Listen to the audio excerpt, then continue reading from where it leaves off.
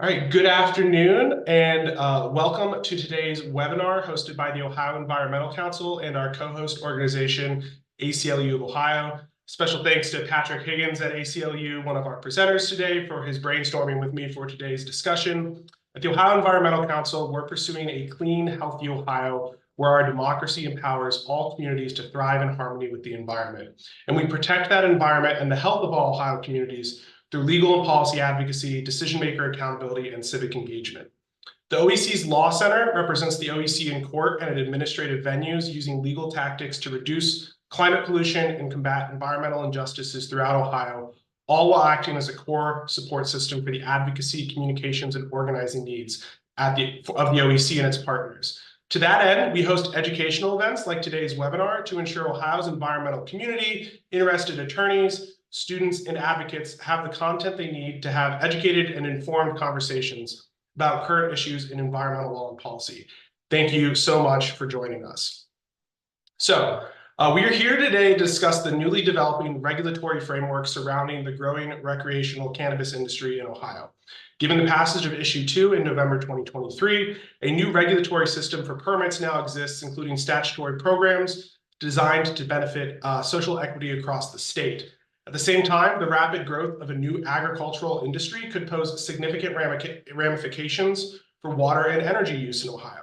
As Ohio adopts rules and permits companies to participate in the new industry, not every approach will benefit Ohioans equally.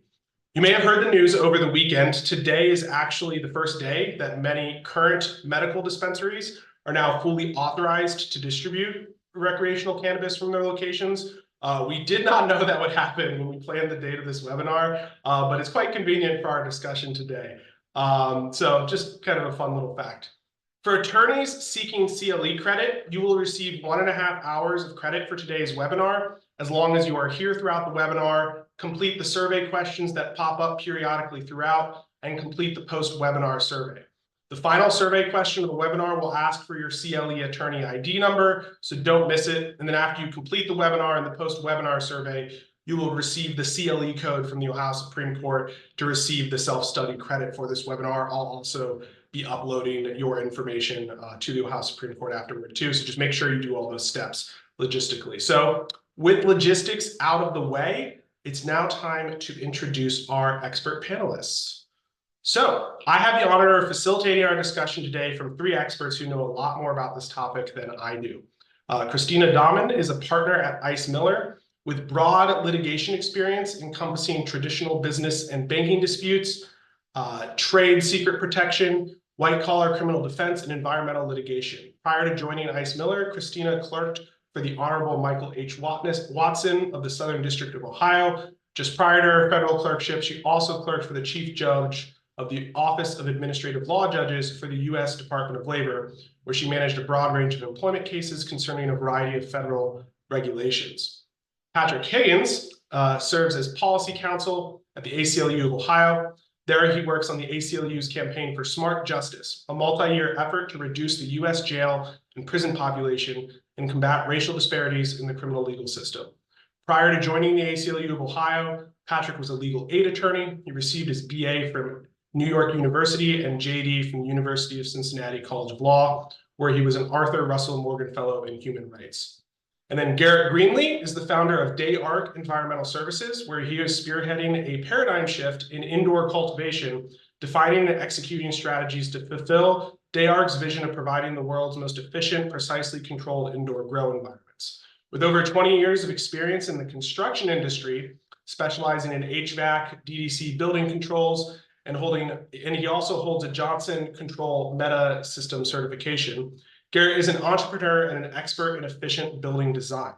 His expertise extends to the cannabis industry, where he has dedicated the past decade designing, constructing, and operating commercial indoor grow facilities, extraction operations, and dispensaries. So you'll hear from each one of them one by one before we enter discussion and Q&A. But throughout their presentations, please use the Zoom Q&A function to ask any questions so they can be added to the queue for questions later, or potentially answered by the panelists in real time or after their individual sections. But all right, Christina, you are up. Thank you, everyone. It's a pleasure to be here and thrilled to have the opportunity to speak with you all. It's really a momentous day for us at Ice Miller as we participated in the drafting and facilitating of getting issue 2 on our ballot last year to now see it through to fruition with the actual sales occurring this morning is very, very exciting.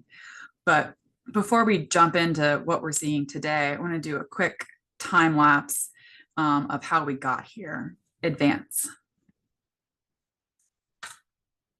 So looking at our current framework and how we got to where we are today, it's been a long journey.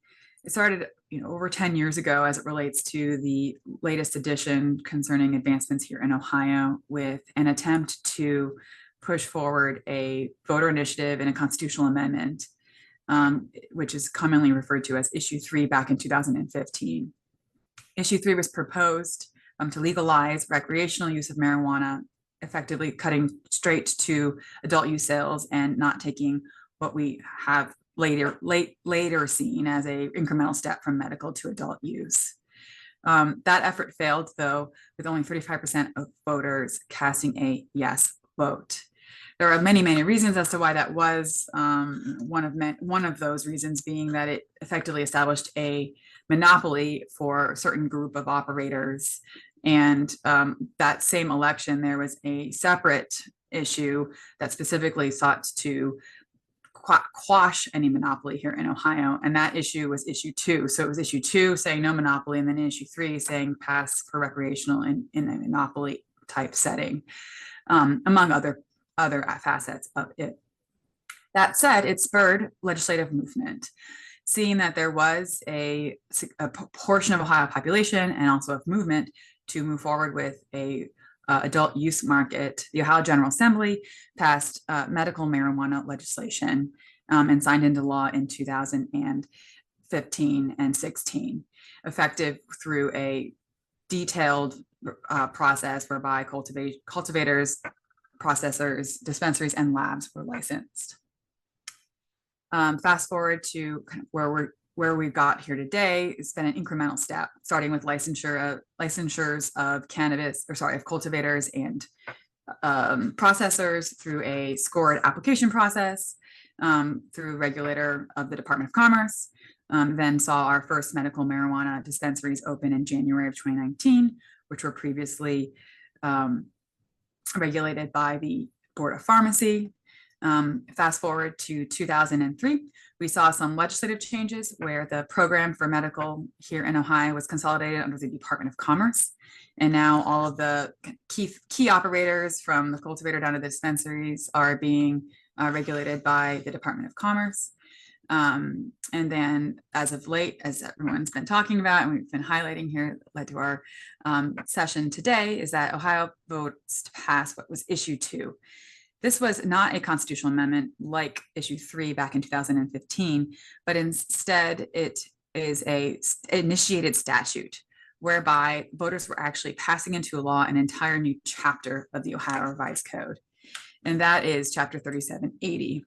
Chapter 3780 itself passed both a structure for purposes of adult use, but also generally legalized adult use possession in Ohio.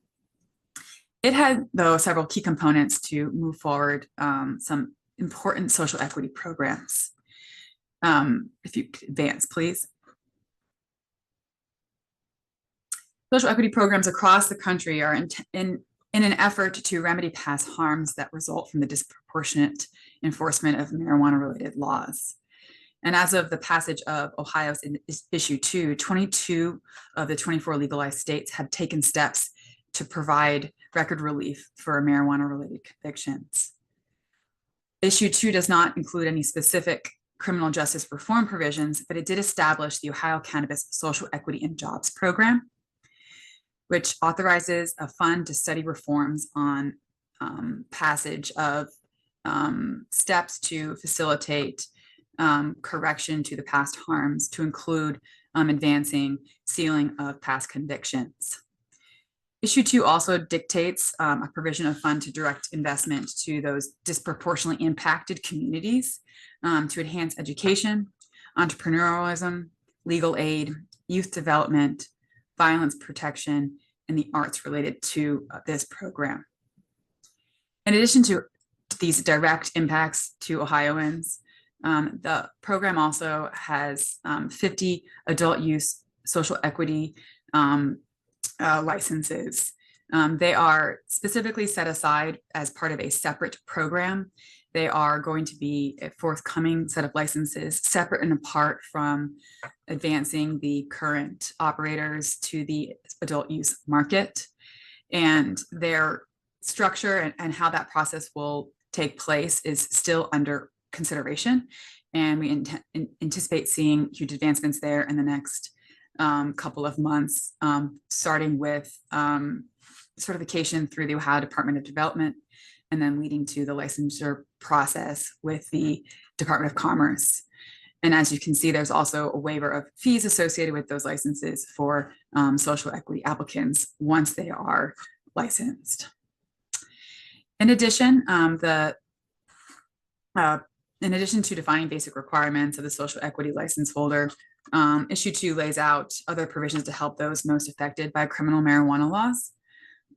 For example, under Issue 2, the Department of Mental Health and Addiction Services is required to provide a program for cannabis addiction services, including best practices for education and treatment for individuals with addiction issues. And then the department is also required to establish a hotline for purposes of those that need immediate assistance. And then most specifically here too, there are protections for those that are using and taking part in the adult use program. That includes data protections. It helps insulate those that have parental rights who also want to partake in the program.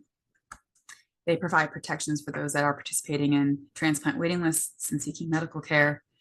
And then it also provides protections for those that are engaging in rental here in Ohio or seeking approval for housing in Ohio.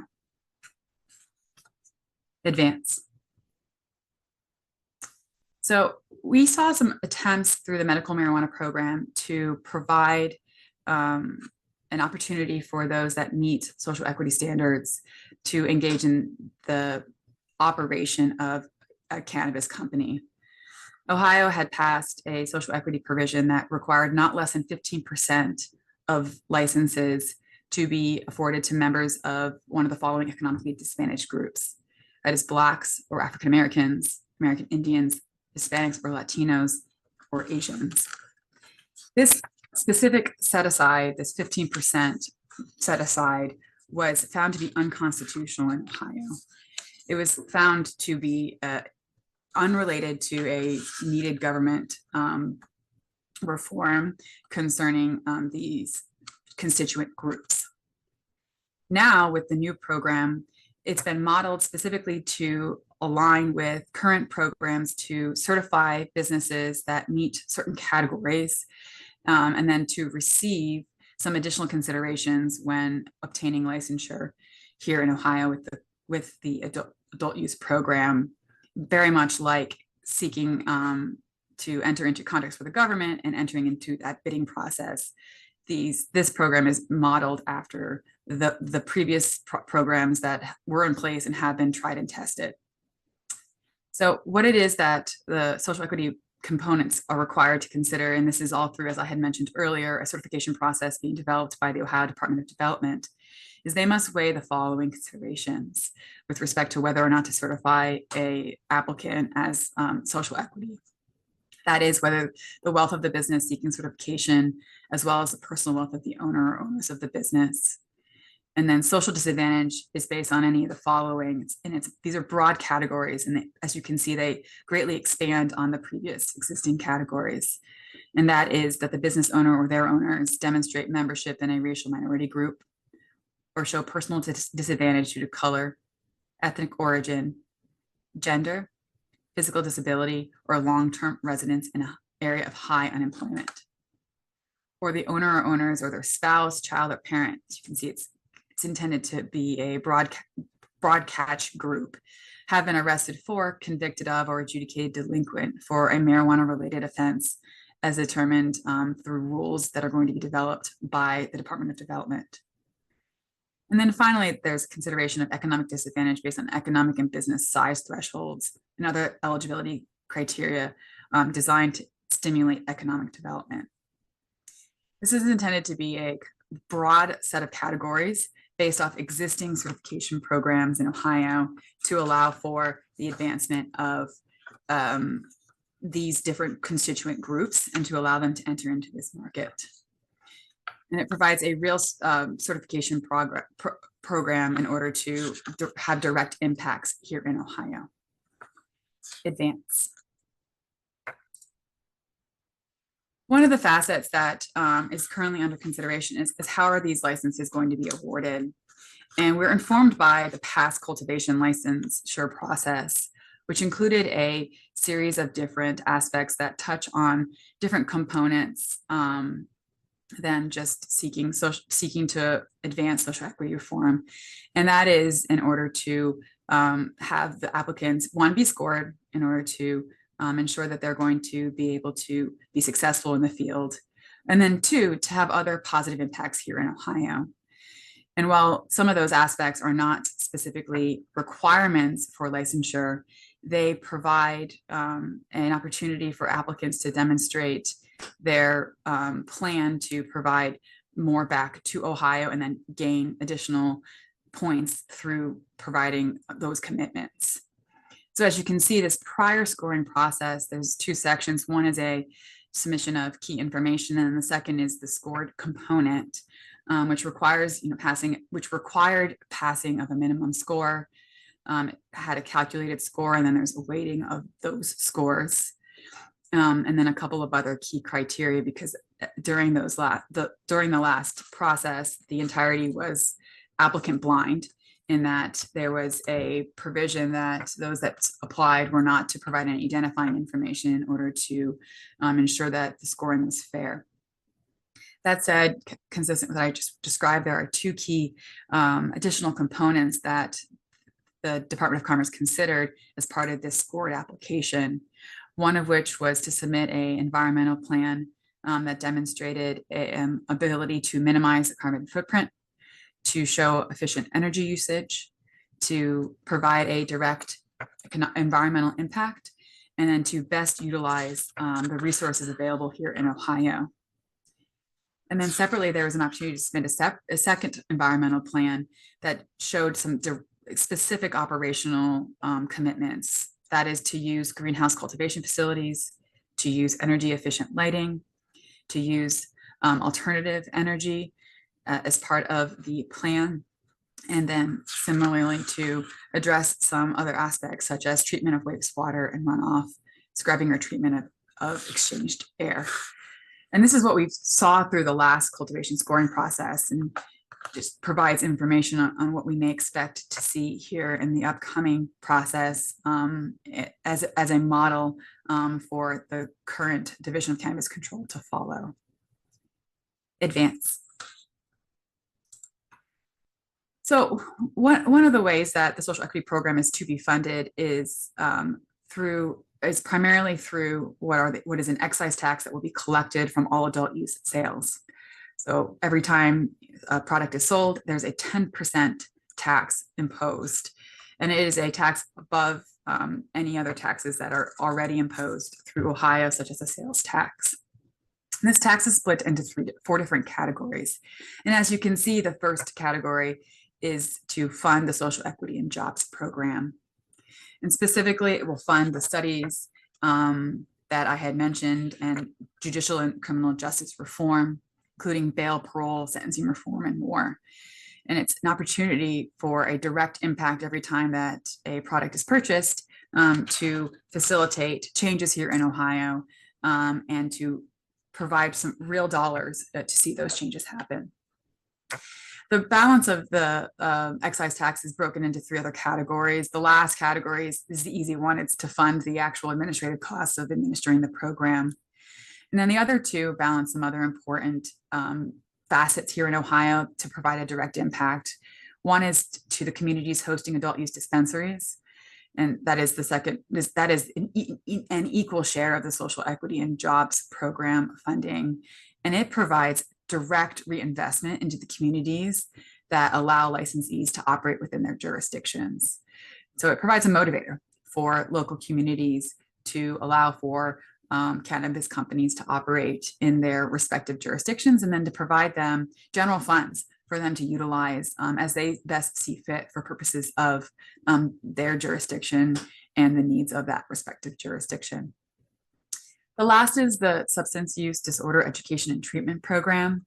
And this is to fund services and to have a direct impact, on county jails, as well as to facilitate suicide prevention and mental health crisis hotline, among other facets. So again, very direct impact here in Ohio as to the dollars that are to be generated from the excise tax of all adult use sales. Advanced. I would be remiss if I didn't talk a little bit about rescheduling impacts. I mean, as many as you know, President Biden has endorsed the Justice Department's move to reschedule marijuana from a Schedule I drug to a Schedule III drug. While rescheduling does not make marijuana legal, it does change the narrative on cannabis use as a whole.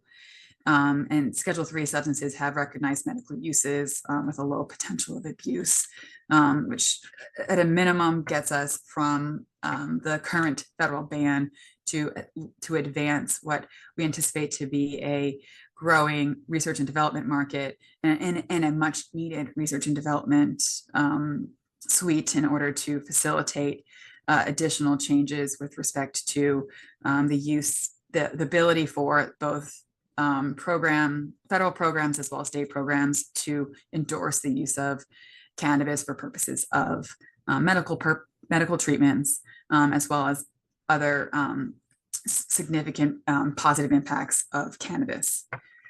But of course, potentially the biggest impact of rescheduling is the application of 280E. Right now, cannabis companies are prohibited from making deductions or credit for any amount paid or incurred during a taxable year. And ultimately, the IRS holds that these businesses are engaging in the trafficking of controlled substances prohibited under federal law. So the long and short is these companies cannot deduct ordinary necessary business expenses after reducing gross receipts, which results in a tax liability calculated on gross income rather than net income, which of course has a significant impact and may lead to dispensaries paying anywhere from 70 to 90% in taxes.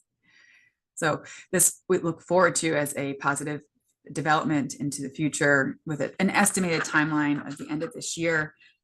We saw some developments, some positive developments, even as of today. But obviously, it being an election year, there is a lot to be said with respect to what may happen into the future as it relates to the rescheduling. But long and short, kind of summary here to bring us to our next speaker. Rescheduling won't have any, as we see it, immediate impact on Ohio's program, which will fully launch here in the next couple of weeks, with the adult use program set to be in full effect as of September 7th per the statute's specific timing statutory provisions, which were set in order to facilitate a fast launch of the adult use program. I think that concludes my portion of the presentation, kicking it back over to Patrick Higgins and our host panels. Thank you, Christina. Yeah, next up is Patrick, who's going to be diving a little deeper on some of the policy issues at play around the new recreational cannabis framework. So as we transition away from Christina's slides to Patrick's slides, the first survey question for CLE participants will now appear on the screen. So for those of you who are seeking CLE credit, go ahead and hit yes. For those of you who are not seeking CLE credit, you can also hit yes if you would like, or you can just ignore the question. Thank you. That'll be up there for about 60 seconds while Patrick transitions. But Patrick, take it away. Tell me when to advance to I can go ahead and advance to your next slide because it's more of an intro slide for you. Awesome. Thanks, Chris. Specifically to Chris, give me a shout out at the beginning for co-hosting this, but all recognition goes to Chris and their team when it comes to putting together all the logistics and production of today. So shout out to you all. I appreciate it. thank all of you who are tuning in, whether it's on your lunch break or whatever else, to learn more about this. I'm excited you're here and, hoping to leave you with a few takeaways, not only about why this is important, but what you can do about it, as we head into a world where Ohio sells recreational cannabis. So again, my name is Patrick Higgins, work for the ACLU of Ohio. We are a state affiliate of the ACLU generally. We have affiliates in all 50 states and 1.6 million members, probably more than that now nationwide. We work through a model called integrated advocacy, which means folks like myself who work in the policy world work, in lockstep with our folks doing litigation, legislative advocacy like I do, public education, community organizing, and the like. So this is a piece of that, a part of our whole, system of work to achieve a more just Ohio. We, both champion and try to expand constitutional rights and other fundamental liberties for everyone living in our state. So just as a matter of place setting, ACLU, as a matter of policy, we oppose the criminal prohibition of drugs generally. We think that there are other methods for controlling drug use that will lead to a healthier, freer society rather than trying to incarcerate our way out of drug problems, which is exactly what we've done as a state and a country. So, I'm not here to rain on anyone's parade that's celebrating, the availability of adult use cannabis on shelves and dispensaries around the state today. But I'm here, and I hope this is your takeaway, with a reminder that the work is not yet done. Just like any, if you're a sports person, any sports team, after winning a championship, reaching that end goal, they still got to go back and train for the next season. So that's the reminder here today, and I hope, I equip you with the information and skills that you need to make that continue on. So let's advance to the next slide. And I'll give you just a brief overview of what I'm hoping to cover today, whether that's for you to decide when to take the next bite of your lunch, or, just to see the end in sight if you're not enjoying it. But I hope that's not true. So we'll start with a background kind of intro. I hope that we can start from a place of the failed war on drugs not being a success for our country or for the state of Ohio. This is a not exhaustive presentation in the brief period of time that we have, but I'm going to hope to hit key points, and would be happy to talk to folks during Q&A as well. So we'll talk about that background. We'll also talk about the imperative of equity-focused policy reform. So not just looking back to the harms that have been caused by the failed war on drugs, but also to looking forward to what now in Ohio in a world that issue 2 is law. So we'll talk about defending that progress as well as advancing equity with subsequent legislation before I wrap up and move on to Garrett's presentation after mine. So let's advance to the next slide. So first, we're going to talk about that backdrop that makes issue 2 necessary. It's the reason that the ACLU of Ohio chose to endorse the issue, primarily because it stems the tide of people in Ohio's jails and prisons, as well as just the criminal legal system, non-carceral, non-incarcerated type entanglement for cannabis-related offenses. But at the ACLU of Ohio, we believe both in legalize and repair. So we're getting into that next point of repairing those harms. Thrilled that we've legalized, but now we'll be thrilled as we, get repair underway as well. So we know that the failed war on drugs rages on, particularly in Ohio, both as the law plays out and in our state legislature. So let's keep moving along and advance to the next slide. So just like any other facet of the criminal legal system, we know that the war on drugs and cannabis policy generally has fallen most heavily on our Black and low-income neighbors. You'll see some stats there on the screen. One thing to keep in mind is that Black folks remain more likely to be arrested for marijuana-related offenses than their white counterparts, despite a very similar rate of use in their communities. So that remains true even in states that have legalized adult use cannabis. So if you think that because pot's available for sale today, that race disparity is going to go away, think again. We have work to do, and I've got a roadmap for it later in the presentation. We do know just from looking at other states that have legalized around the country that, hopefully a natural assumption that cannabis-related arrests generally decrease after legalization, but those race disparities do persist. So keep that in mind. We also know that, despite, numerous states legalizing and seeing success, that we generally lack a good amount of data that we would love to have to make more informed decisions. That's not to say we don't have data, we don't have good data, but we at the ACLU of Ohio would always love more, and, it helps us to evaluate our systems and to keep those systems accountable. So let's keep advancing in the interest of time to our next slide. So now we're going to take a little bit closer look at some specific information for Ohio. This graphic you'll see on the left-hand side of your screen comes from a report that I will be sure to link in the chat later. I apologize for not having that handy now, unless you can read that hyperlink under the first bullet point. Every General Assembly, we publish what's called a jail to prison pipeline report, where we go back and look at each of the 2-year General Assemblies occurring in Ohio, look at the total number of bills, where they come from, and whether or not they contribute to what we describe as the jail to or state house to prison pipeline. So bills that lead to folks ending up in our carceral systems.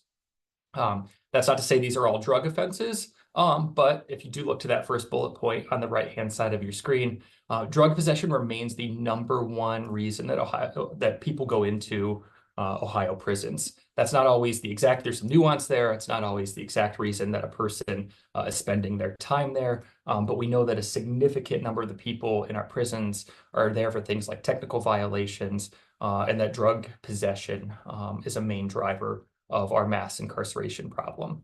I'll go ahead and thank you. I see in the chat someone's going to post that link for me.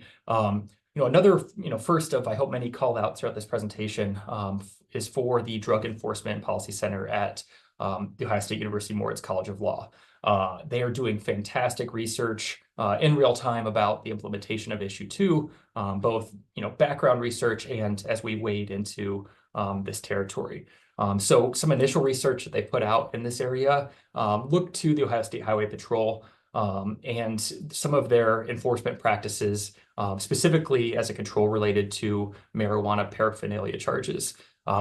What they did find is that since issue 2 has been implemented and that December 7th date that folks that Christina talked about before, that there was a measurable difference in enforcement practices with the Ohio State Highway Patrol.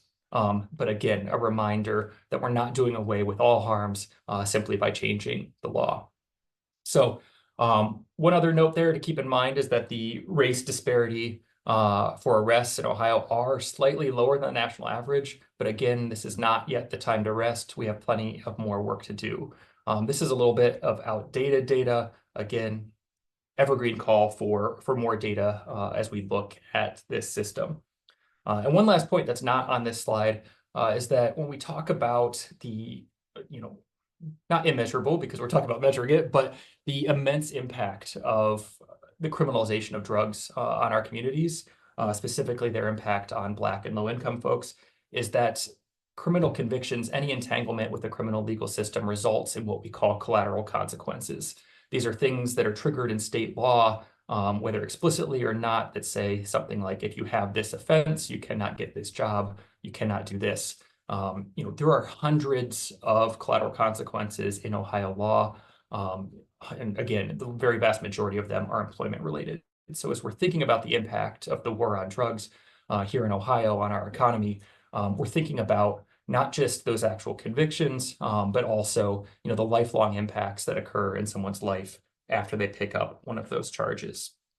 So I'm going to run a little bit further, if you'll allow me, with that outdated data. Again, 2018 in my world is a little bit old for data, but we're working with some of the comprehensive data that we've got so far until we can get some new data. So let's advance to the next slide, where we're going to illustrate briefly the disparate treatment that we see in cannabis-related arrests in Ohio. Again, data from 2018, but if you look at a county by county breakdown here, it's going to show you the dark purple counties where you can see a little cluster northwest of Franklin County. If you're a Columbus person, you see some in northeast, northwest, southeast Ohio. Those dark purple counties indicate that a Black person is greater than 10 times more likely to be arrested than a white person for marijuana possession.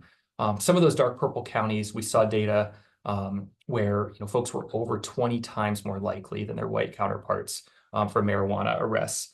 And again, that's another link that's on our previous slide, I believe, but if not, I'll drop that in the chat as well. That's interactive data that's available on the ACLU national website, where you can see, that's not necessarily, we can't assume that these are going to be the same kind of rates as we implement issue 2 in Ohio moving forward. But you can see the disparity based on which community you might live in. So let's keep advancing to the next slide. And next, we're going to talk a little bit about a little bit more deeper information about the social equity and jobs program that Christina covered briefly in her presentation, and what kind of impact we might see and where Ohio stands with those. So let's advance to the next slide. This one's pretty wordy, and I promise not to read all of it to you all, but these are some of the provisions you can see in that right-hand column of the social equity and jobs program, again, in revised code 3780. Some things that we like about that. We see evaluation and adjustment of the goals of that program. We see financial assistance. But that third bullet point is one that we're really, really excited about. I think when we look at the social equity and jobs program, we're looking at studies of things that have gone relatively stagnant in our state legislature. We know, just from previous experience and after that data that I showed before, that things like bail reform, parole, sentencing reform, expungement, those are all things that, have seen some popularity in Ohio's past, but especially in the more recent General Assemblies, falling by the wayside for some of our, Ohio General Assembly members.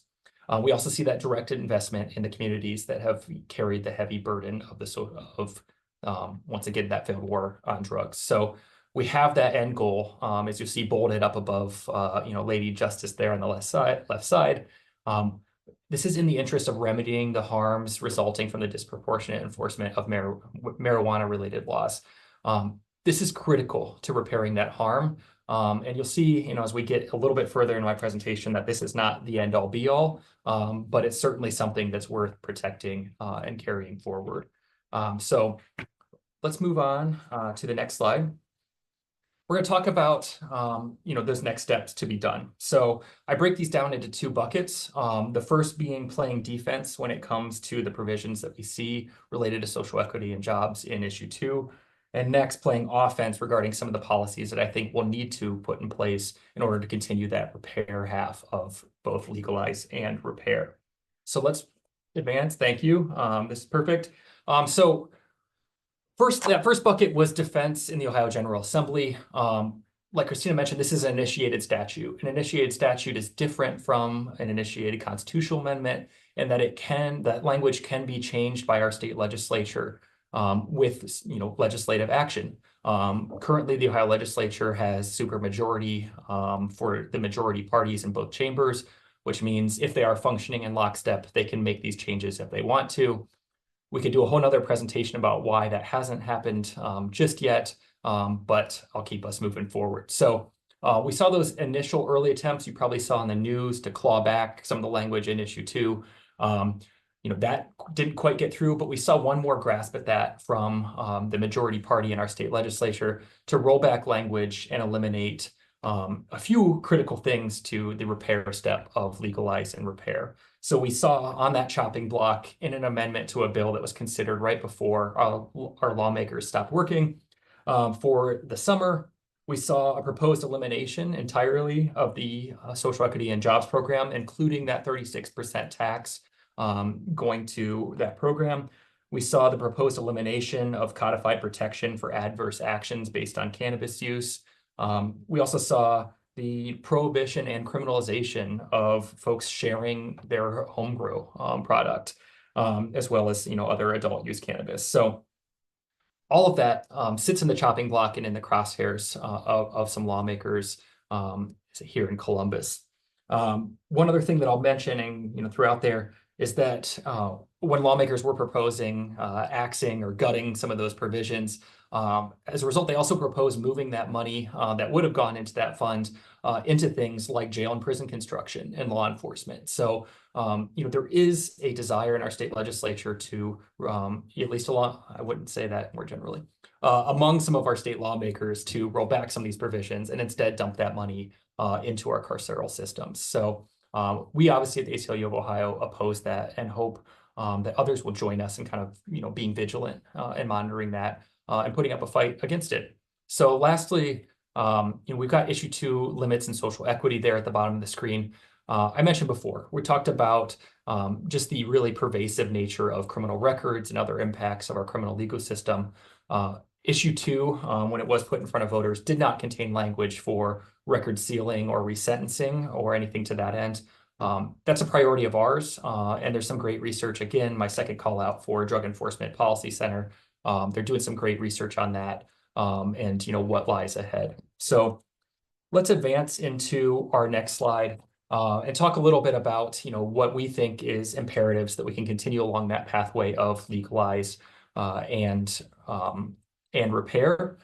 So we believe that there's some proactive policy that can realize the equity that our communities both desire and deserve after bearing the brunt of the war on drugs. So things like that automatic record clearance. There's a bill in the state legislature right now, House Bill 460, creating a mechanism for nearly automatic record clearance, not just for cannabis convictions, but for all those that are currently eligible under Ohio's record sealing statutes.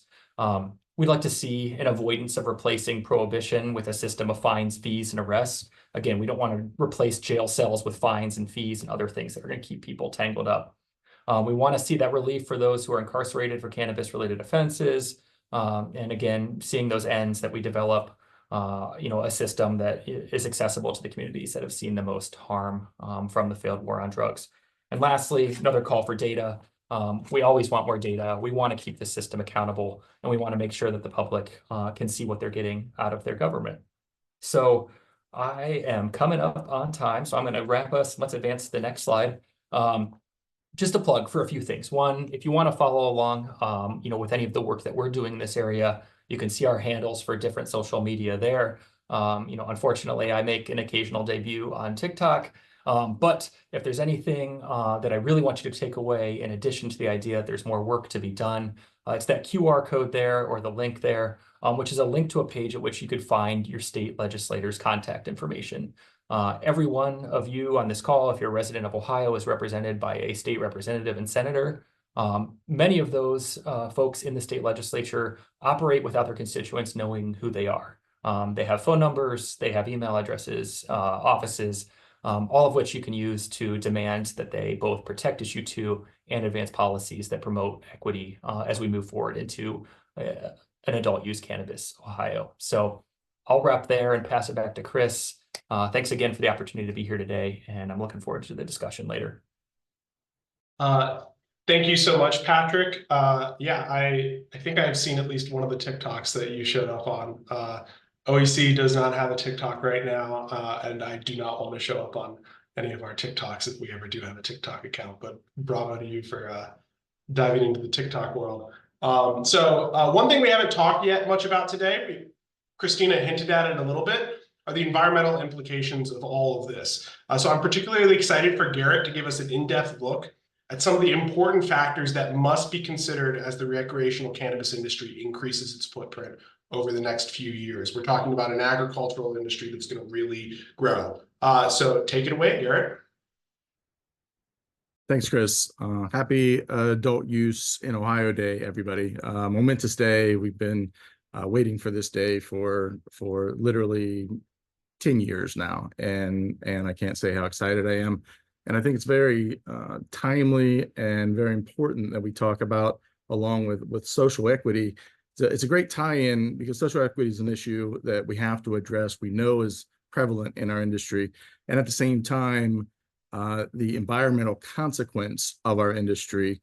Many states out west have already experienced this as their recreational markets mature, and you hear about brownouts in Colorado, and they blame the cannabis industry.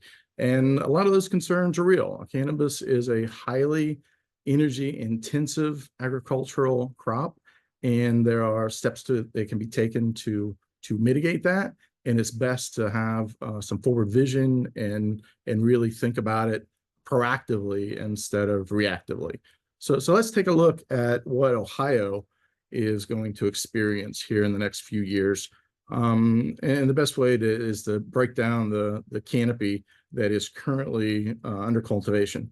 So with the level 1 and level 2 existing medical cultivators, there's a total of 545,000 square foot. That encompasses 20 level 1s at 25,000 square foot and 15 operational level 2s at 3,000 square foot. Now, what issue 2 does is a substantial canopy expansion. The level 1s and level 2s are both given the permission to expand. Level 1s can go to 100,000 square foot and level 2s can go to 15,000 square foot. In addition, as Christina covered, there will be an award of 40 new level 3 licenses, and these will be considered craft grows at 5,000 square foot. And when you add all of that new canopy up, we're looking at 2.4 million square foot. Now, what that means to the market is in the next 4 to 5 years, Ohio is projected to go from the existing market we have now in medical, which is about 484 million, all the way to 4.5 billion in the next 4 to 5 years. And those numbers are very well proven and vetted with other states. It assumes a participant rate of between 12 and 15% of the population. And I can just tell you, being in the industry for the last 10 years, the entire nation has been waiting for Ohio to go recreational because we know the potential market is here and it's just going to be a juggernaut. So to get to the demand of that $4.5 billion in market share, our Ohio canopy will have to expand in 4 to 5 years. It will almost need to double to keep up with that market demand. So issue 2 takes us about halfway there, but we'll need about 5 million square foot of canopy in the future to sustain the demand that we have coming up here in Ohio. Advance next slide, please. So how does that look? In Ohio, unfortunately, our climate is not really suited for greenhouse cultivation. A lot of growers have tried, but truly anything east of the Mississippi, you have a difficult time because we kind of have the worst of all worlds. We have the high temperatures and high humidity in summertime, and the extremely cold temperatures in the wintertime. And with a greenhouse, if you attempt a greenhouse cultivation facility, what you end up doing is artificially cooling and artificially heating essentially a greenhouse. So it's not as efficient as they are out west, where they have much more moderate temperatures and lower humidity. And many of the growers, there are 5 greenhouses operating currently in Ohio right now.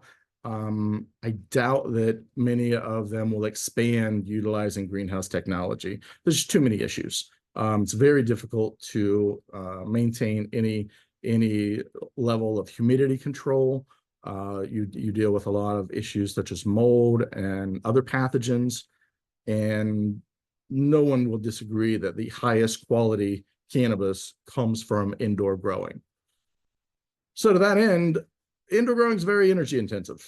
Standard designs, we're talking up to 130 kilowatt hour per foot squared. I mean, it's very, very energy intensive.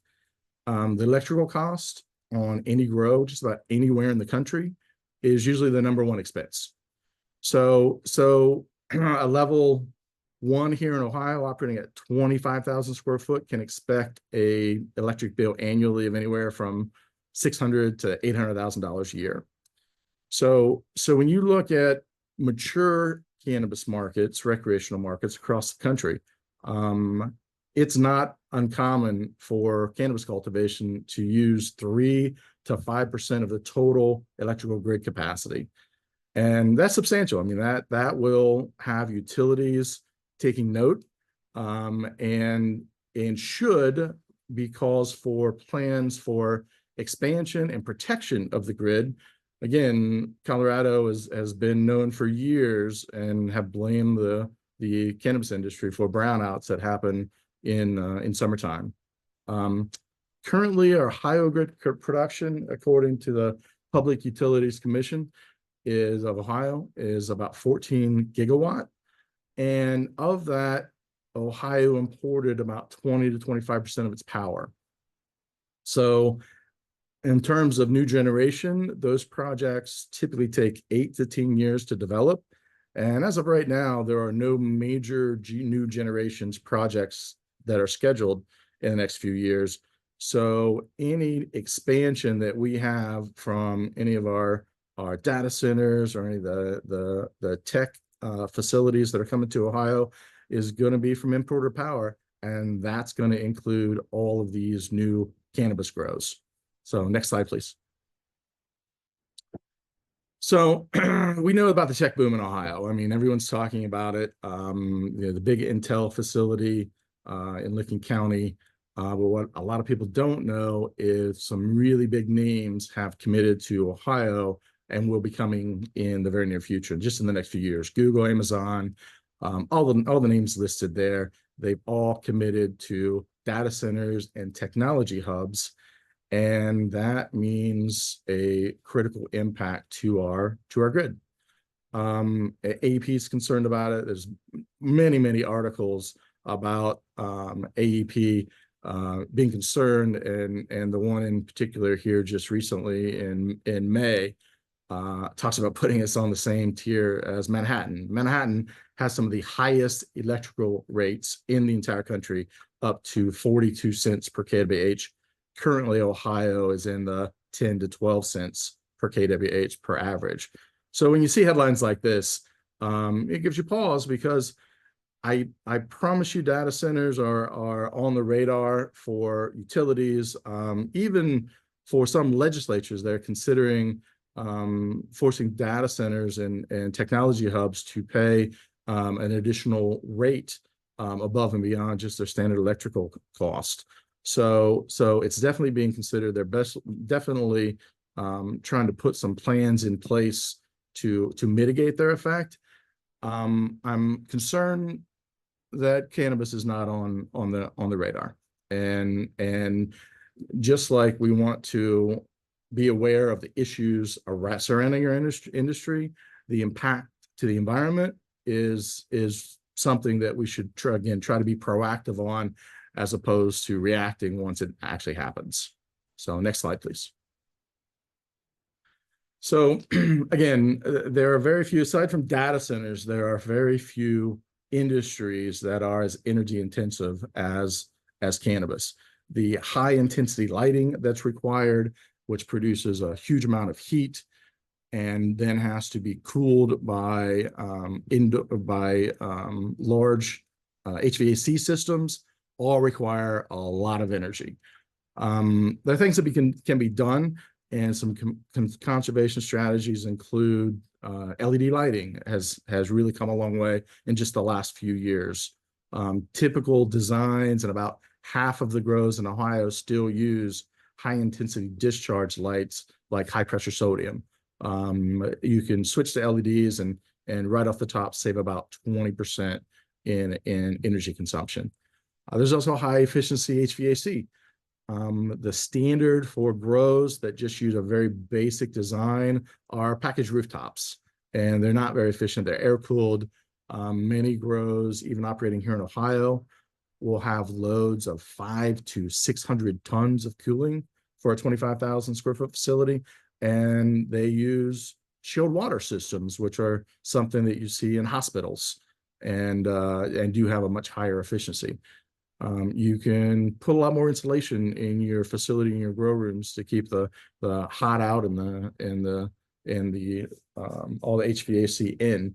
And finally, there's not a lot of movement for renewable energy, and I'll talk about some of the reasons behind that. But of course, solar, wind, geothermal, anything that can keep that facility from pulling from the grid is something that should be part of the conversation.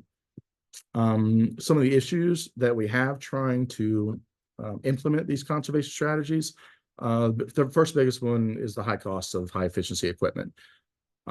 Typically, cannabis companies don't have access, as Christina talked about, with the 280E tax code, and the Schedule 1 designation.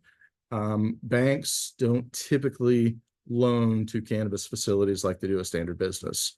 It has eased up in the last few years with credit unions coming into the foray, but many times the rates aren't nearly as attractive as they are for standard businesses, and it's every dollar counts. It's a very competitive industry, and when you're looking at efficient equipment that could be 2 times the cost of standard equipment, many times you don't take that additional capital expenditure. Another issue that we have when you're considering renewable energy is there's verbiage in the 280 tax code that not only limits your taking of normal and reasonable tax deductions, except for cost of goods sold, but it also states that there are no tax credits of any kind.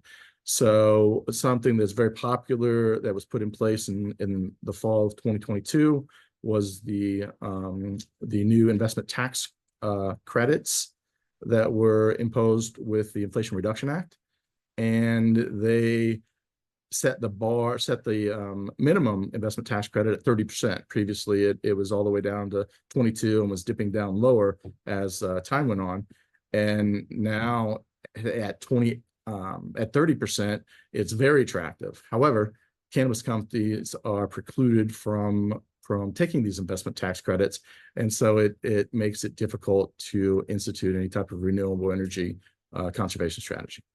Okay, next slide, please. So what we do in my company is everything along the lines of being proactive. There is efficiencies out there that can be gained in multiple ways, but what we do is we use a geothermal loop and water-cooled components to take the heat that would normally be in the room from the lights and the dehumidification system, and we take all that heat and put it into the ground. And geothermal has excellent efficiencies, excellent heat transfer capabilities, and we apply that to all the major components in a grow, environmental controls such as the LED lighting, the dehumidifiers, HVAC, and the fertigation system. We cool all that with a geothermal loop, and then we provide a comprehensive direct digital control system to control those components very efficiently. Additionally, we have, as part of our offering, a water reclamation system. When we use the geothermal loop for cooling, what we do is we effectively decouple the humidification system and the HVAC system, and we drive all the condensate that is reclaimed through the dehumidification system. And what that allows us to do is capture up to 90% of all the water that goes into that room, and we're talking thousands of gallons a day in a large grow. The plant only uses about 4 to 5% of the water, and the rest of it is released through transpiration, part of photosynthesis. We capture that in the dehumidification system, which is cooled by our geothermal loop, and then are able to return that to the irrigation and the nutrient delivery system, and it's basically closed loop, and it is an excellent function and feature of water reclamation. We also offer investment tax credits with our system, because what we do is we put a financier in the place in between the investment tax credits and the grower. So the financier actually makes the application to the IRS.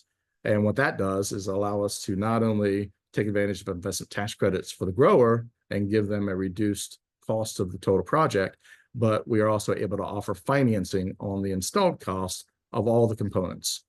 And when you wrap all that up with the total efficiency savings that we have, it's 70% compared to a standard design. So being proactive and really trying to address these issues at the design phase, as opposed to once it's operational and you already have issues, that's really what our entire strategy is to move this needle forward. Okay, and that's my slide. I appreciate the attention. Thank you, Garrett. So that was really great, and thank you for sharing all of your knowledge on these issues. So before we dive into discussion and Q&A, from the OEC perspective, just want to share one narrative comparison and a possible intersection in programs that exist in the current energy and environmental space, which should connect with the equity issues all three speakers have been discussing.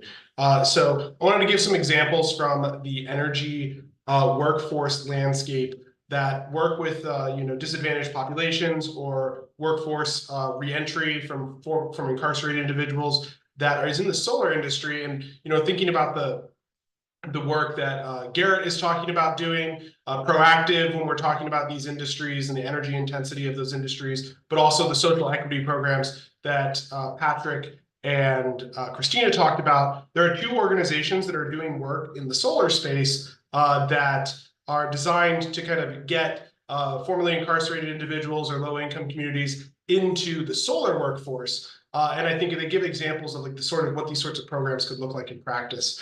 So Arch Reentry is an organization that's creating workforce development programs for incarcerated individuals to directly join the solar installation workforce. And so Arch has pre-release programs in correctional facilities to get them comprehensive solar training, which is really excellent. And I'm imagining a world where you've got people that are being employed to do solar installations on, say, an indoor grow facility. Would be a really cool program. And then also Impact Community Action here in Columbus received investment at the federal level for a solar energy training lab, which will provide critical workforce training for low to moderate income young adults in Central Ohio. They got funding through a 2023 appropriations bill for that solar workforce training. And so that's an example of these job workforce programs. And I'm just imagining in my mind a world where you've got some intersection there, where you've got a program designed specifically for people who were formerly incarcerated for drug offenses, who are getting the opportunity to work in the renewable energy industry. There might be some really great opportunities as these programs develop. So I kind of wanted to just name those some intersection opportunities. I'd be curious if Christina, Patrick, Garrett have any thoughts on those. But with that, we're actually going to move into discussion and Q&A. We have some pre-written discussion questions for our speakers, but we've also gotten a good number of Q&A questions as well. As we're starting the Q&A, the second CLE survey question should appear on my screen now. There it is. So for those seeking CLE credit, please ensure you complete the survey question. For those of you not seeking CLE credit, you can just put not applicable or just ignore the poll. But I'm going to start with one of our planned discussion questions, which is, what actions can listeners be taking? And Patrick, you hit on this a little bit too, but what actions can listeners be taking to advocate for Issue 2's equity programs? This is really for all three of you. And also, what actions can listeners be taking to advocate for sustainability in the cannabis industry? I can kick us off. Just reiterate my point before, which is, and I'll live up to my promise of dropping this in the chat, which is find out who your lawmakers are. They're the folks with control over where this goes. Better to contact them and become a familiar name before we're at, I don't want to imply there's a crisis point on the horizon, but, any of the number of things that you care about might be affected by your state lawmakers. So find out who they are, become a familiar name in their inbox, and hold them accountable for what they're doing on a daily basis. I think that's, certainly huge. And, we'll defer to other folks here about what they think.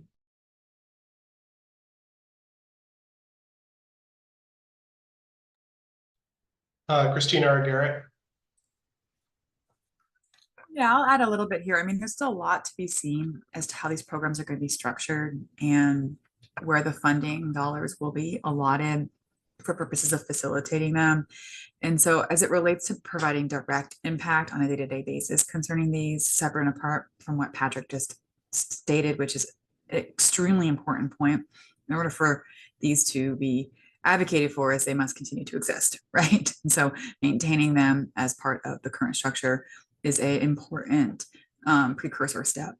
But there is still a lot to be determined with respect to these programs. And there's a lot of, I think, opportunity to even help advocate for how they get structured and how they get set up. And so you'll get this answer on a couple other questions that will be asked. There's still a lot to be seen here. So basically stay tuned. Please reach out to anyone here on this panel in the months to come as it relates to these, particularly if you have a particular organization here in Ohio who could benefit from these programs or otherwise want to help participate in making sure that they're successful. Well, and Christina, on that point, I think this is a question specifically for you and Garrett. You mentioned that in the previous round of the cultivation licenses process, that there was some environmental factors that were being weighed in that. So for the environmental advocates who might be listening in, as they do that next round of licenses, will there be an opportunity for people to weigh in and say, hey, you should be preferencing projects that have, you know, a lower energy footprint or using renewable energy in their project design, those sorts of things? Absolutely. And I'm glad you teed that up here to sort of connect it to the second question as part of that first bullet point. And I'm going to say basically the same answer again. There's still a lot to be seen as it relates to some of the regulatory frameworks surrounding the adult use program. The first phase is related to licensing current operators to be adult use operators. The next phase is the 40 level 3 adult use cultivator licenses and 50 adult use dispensary licenses. And those will need to undergo a separate application and licensure process. As it relates to the cultivation licenses, the past practice with respect to issuing those licenses, as Garrett noted, there's a level 1 and a level 2 set of licenses currently. They did them on a competitive scoring basis, and there's a lot of valor in doing a competitive scoring basis again here, and as it relates to these next 40, largely because to grow cannabis is not the same as selling a cannabis product. It is difficult, it's time consuming. If you don't have the right technology, you won't be successful. And these level 3 adult use cultivator licenses are a smaller square footage from those that are currently licensed and provide a unique opportunity for purposes of providing high quality product in a grow space that can be stacked with various levels of plants, but there's only a certain level of sustainability with respect to approaching it in that manner. So as it relates to, you know, taking from the past and taking from these lessons, you know, I think that there's a great utility in having a competitive scoring process. And as I described, there wasn't just one optional addition in the process from before, but there's actually 2 opportunities to address some of these environmental factors and an intent through that to provide a direct impact and to basically have the cannabis company be in the next, what we can expect next as it relates to advancements in environmental technology. And I'll just add one small thing is that as an industry, we have plenty of detractors. We get lots of arrows slung our way. Some of them are deserved, and the environmental concern is definitely something that we need to be proactive on. And if we can show as an industry that we're taking steps to try to mitigate the impact of the environment, when it comes back around and we, you know, have a rate increase from AEP or heaven forbid some brownouts during the summer, we can point and say, listen, we are addressing that in these ways, and we're trying to be as proactive as possible. And I think that's going to go a long way to help some of our detractors not get traction that I've seen happen in many other states. Thank you both. So I'm going to take one of the audience questions, and this one's actually specifically for Patrick. We have, are you taking this presentation and information into redlined communities throughout Ohio, those communities that are probably most affected by the war on drugs? Like, what sort of work is ACLU doing in those communities? Sure. So, you know, this is certainly a piece of our integrated advocacy model, is doing the public education that couples with, you know, the legislative change and some of our other work. So we do have action teams throughout the state that are run by our organizing team that engage with folks in the communities, organize them, whether it's for political power or other projects.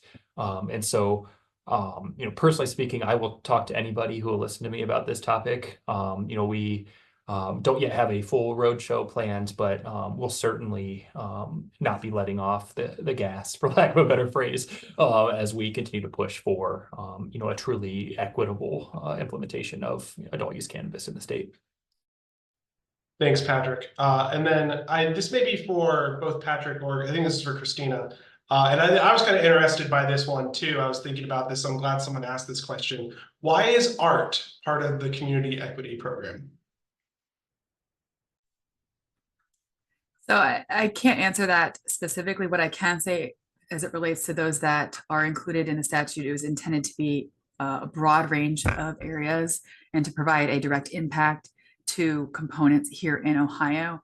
And I will state that when it came down to drafting the exact language and the components of it, we received input from a huge amount of different groups and organizations and advocates, as well as took into consideration what other states had done as well and what other programs that they had implemented. But please reach out to me. I'm happy to follow up more specifically as to that sub part of the social equity program. Thanks. And I think you may have seen there was an additional question about someone who is a formerly incarcerated artist. And so that you might be the person for them to follow up with more. I highly encourage them or anyone else regarding this. And we at Ice Miller have otherwise worked with those in arts that I think will benefit from this too, and happy to make some introductions for you as well in that regard. Thank you. So I'm going to go back to some of our discussion questions here for a second before we go back to the audience Q&A. So I'm actually going to go to the third question. Gary, you kind of talked about this a little bit already with how, the industry can really, if they lean into environmental issues and accounting for their impact, that can be a good partner to the communities. But more generally, how can the recreational cannabis industry itself be a good partner to Ohioans as these social equity programs get off the ground? Like, what does that relationship look like? What have we seen in other states too as these programs get created? Or I actually don't know the answer to this question. Is Ohio's social equity program kind of a unique thing compared to what other states have done? So Christina can weigh in on this as well, but I'll be perfectly honest. Most social equity programs in other states have not been very successful. Unfortunately, the industry is dominated by multi-state operators and very large money groups. If you just look at Ohio's medical program, there was previously one minority cultivator, and unfortunately, she passed away here just recently in June, Jacqueline Solomon. So sorry, very sorry to see her go. So there's not a lot of participation, and that holds for other states. And many times when a state tries to implement some sort of social equity, it falls flat. And there are a myriad of reasons why it does. A lot of it is enforcement. A lot of it has to do with expectations of coming into the market. Ohio is going to be very, very competitive. And for these level threes, especially coming up, if there's going to be a percentage of minority awardees, they need to have a very realistic expectation of what they're getting into as it pertains to competing in this market, because they're going up against very large grows. They're at 5,000 square foot of canopy. They're going to be competing against established large multi-state operators at 100,000 square foot with different economies of scale, with shelf space and their own dispensaries. Some of these own up to 8 dispensaries, and it's just going to be a very tough market.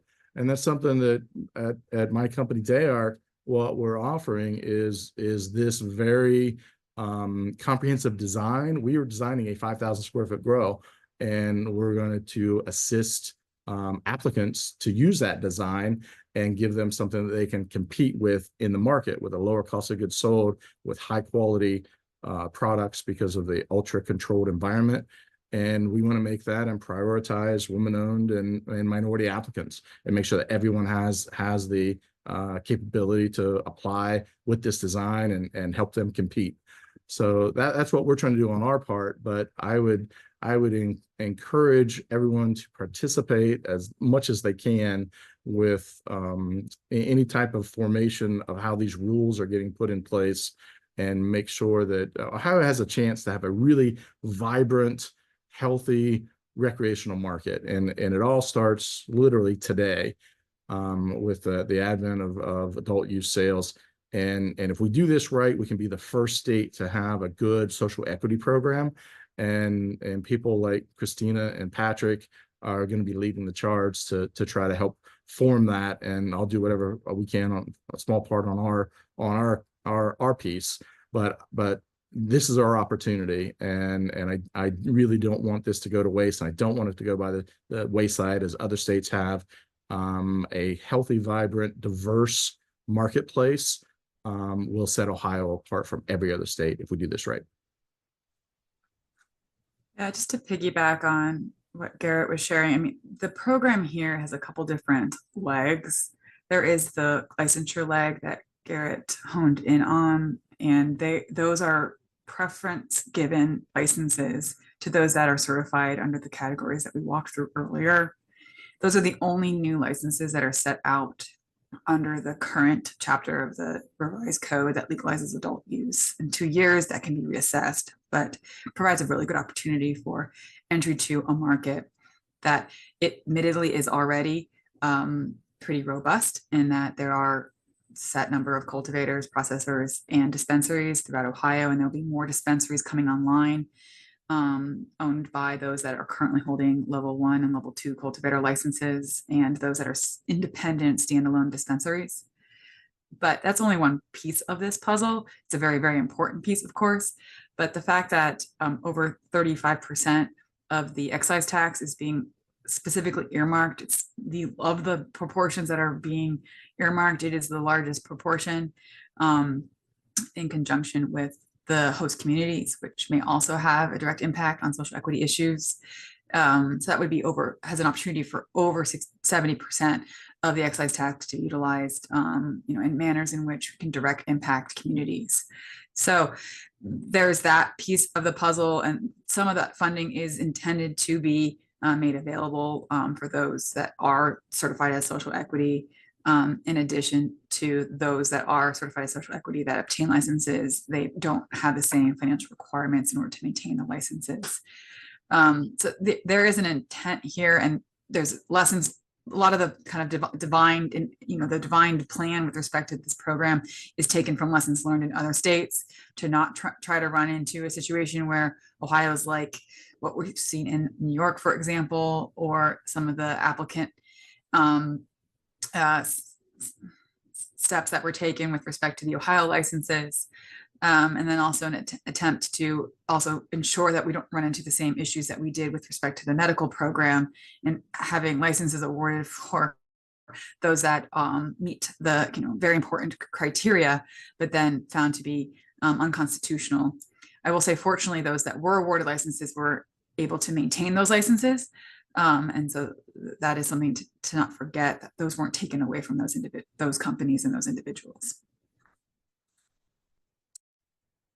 Thank you. We have about 5 to 6 minutes left. So I'm trying to, there's a really interesting question that I'm gonna rewrite a little bit, but someone asked, is there any body or group that can give a sustainable product certification for cannabis products? I'm also thinking maybe not just sustainable product, or maybe there's like a certification so people know that it's like a social equity business, that sort of thing. But so buyers can choose to buy cannabis grown, in a sustainable way, or from those social equity businesses, or is there organic cannabis, if that's a thing? So kind of curious if that exists in other states, or if there's something that already exists here, or maybe somebody's going to take that idea and run with it as well.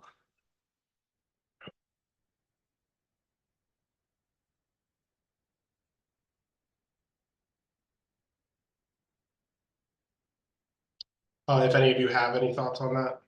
I don't know, Garrett, if you know if there's any programs like that in other states.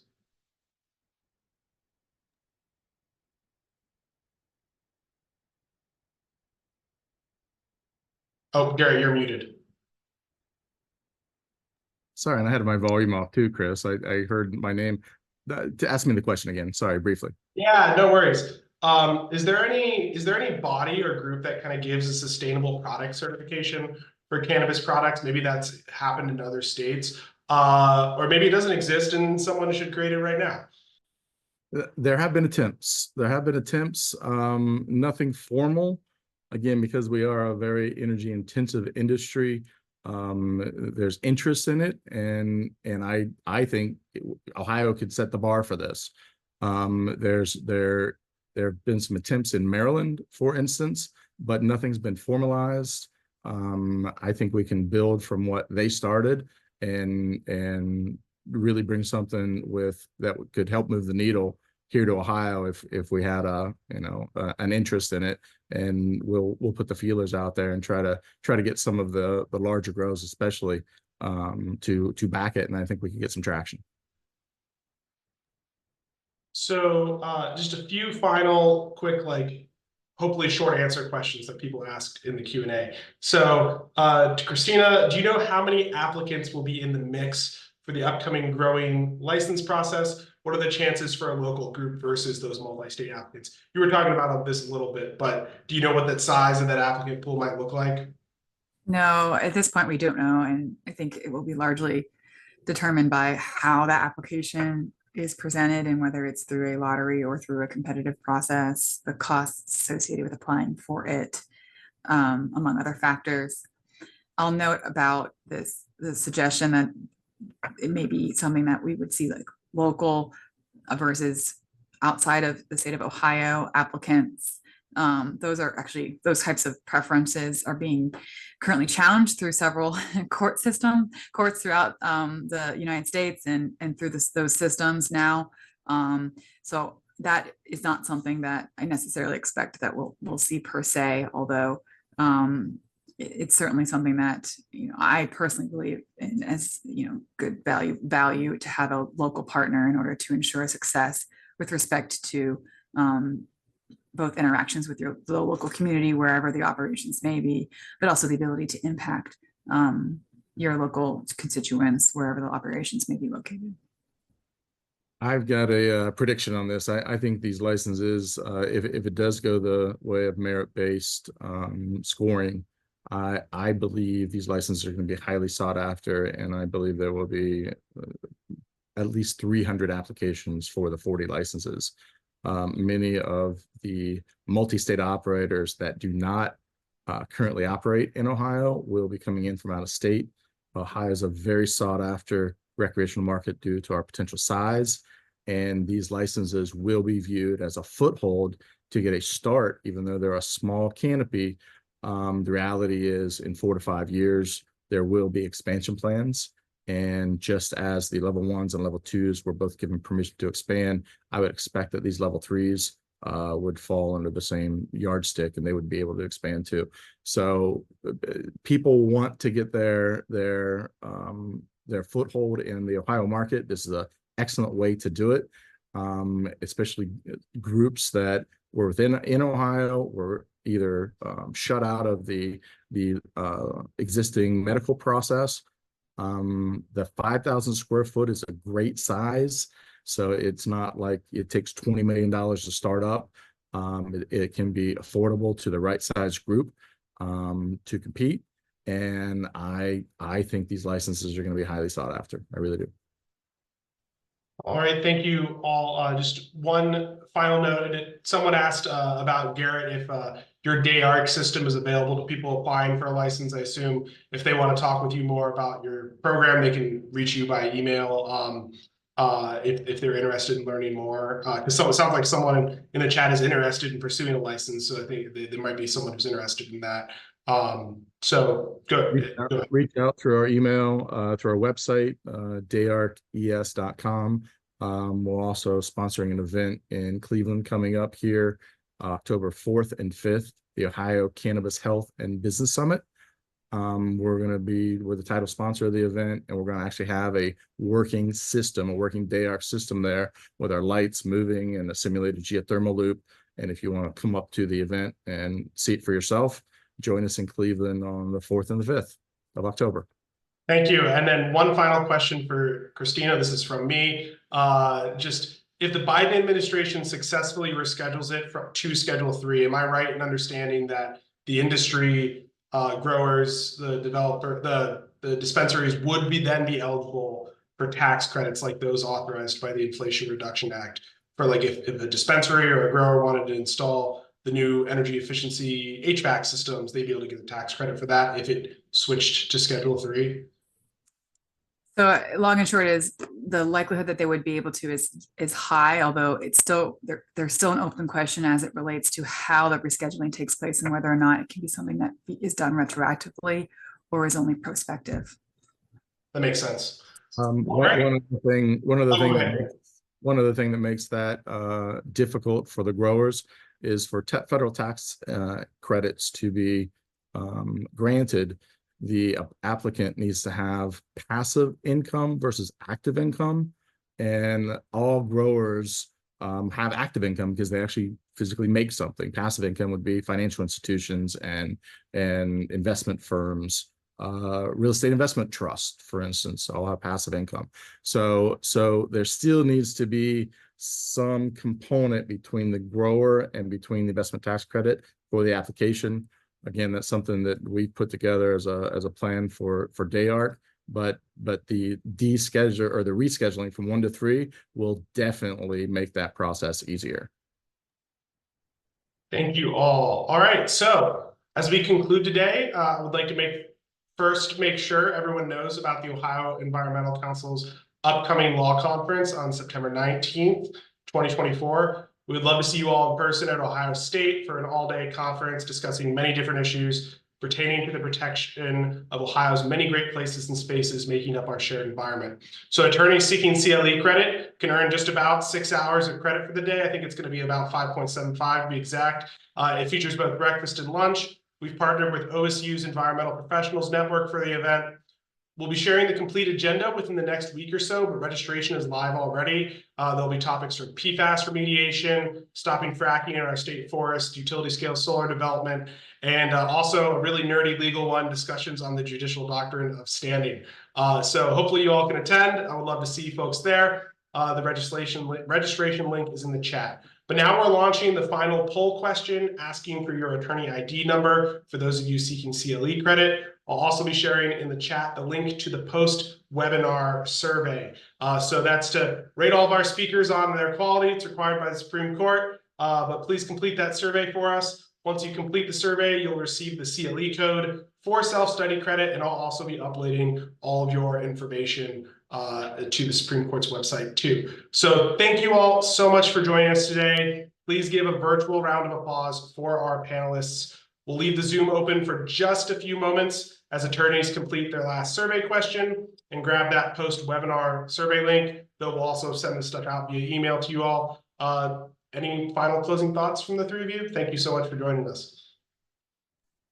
No, it's a pleasure. Thanks so much for the opportunity. Go adult use. Adult use.